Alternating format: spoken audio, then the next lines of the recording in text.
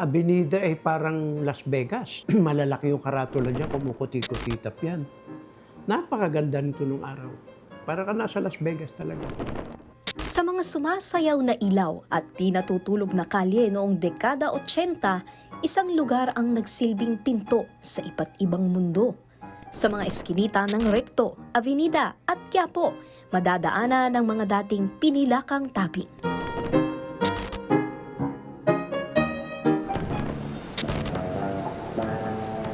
Dito mismo, sa isa sa mga huling standalone cinemas, naikwento sa atin ni Mr. Chavez, 4 na dekadang nagtrabaho sa sinehan ang dating karakter ng gusali. Anong klase po bang mga pelikula yung pinapalabas natin? Puro Tagalog. Sila FPJ po. FPJ, Lito Lapid, Anora Honor, Vilma Santos. Marami, napakalakas ng araw. Nakaka 30,000 kami na customer sa isang araw. Eh ngayon, wala na yata 100. Napakalayo. Puno yan hanggang fire exit ang tao rito ng araw. Punong-puno yan. Yung mga customer dito, hindi makapasok sa loob kasi sobrang puno. Naghihintay na lang dito sa loob. Eh, lahat ng klase ng mga tao nandito. May mahirap, may middle class, may mayaman. Eh wala naman sila iba halos pupuntahan ng araw eh, kundi dito. Noong araw, magkakasunod ang mga sinehan dito sa may Recto Avenida sa Maynila. Tulad na lang nitong Odeon Theater na ngayon ay Terminal Mall na. Sa pagkakatayo rin ng mga mall, kasi naharangan na ako eh. Yung galing dating mga customer ko ng mga Bulacan, Pampanga, Monumento, dito. Ngayon hindi, nasa Monumento na sila. May mga mall na ron.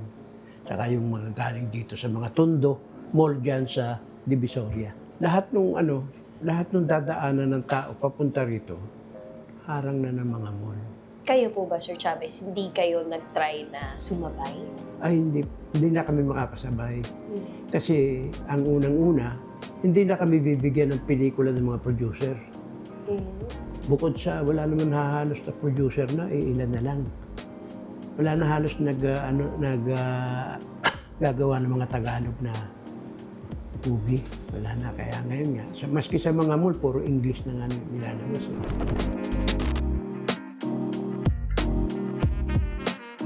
Taiwan na akong Taiwan.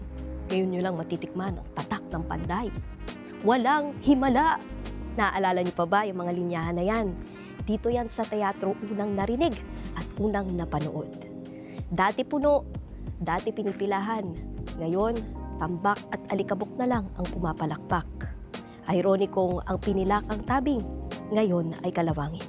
Alam mo, ang problema kasi niyan, kaya yung mga producer nawawala, yung mga Filipino films niya, Tagalog. Kasalanan yan sa loob ng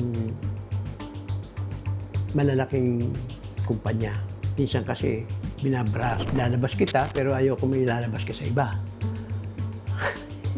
Exclusive. Oo, exclusive. Ang nangyayari, pag hindi kilala ng gusto ang artista mo, hindi ka kukunin. Nung wala pang mall, naglalabas kami ng pelikula 1 buwan hanggang 2 buwan. Matagal. Kaya lahat ng pelikula na Tagalog noon, pumapasok sa amin. Marami mga isang pinakamalakas doon ang Kay FPJ. Leon at Tigre yata yung kay FPJ, si Nino Mulak at saka si FPJ. Naku po. Grabe yung pelikula na yun. Full pack ang sine. Taka yung unang pelikula ng Panday hanggang pangatlo. Napakalakas ng pelikula na yun. Ang pamimirata ng pelikula at paglipat ng manonood sa online streaming ang tuluyang nagpatamlay sa mga dating malakas na sinehan. Malaki yun na doon sa mga 30% kang nabawas doon sa piracy na yun. Kasi imbis na manood ng sine mga tao, bibili na lang ng mga pirated dyan sa bangketa. Biro mo naman 30 pesos. Pamilya mo na manonood. Oo nga.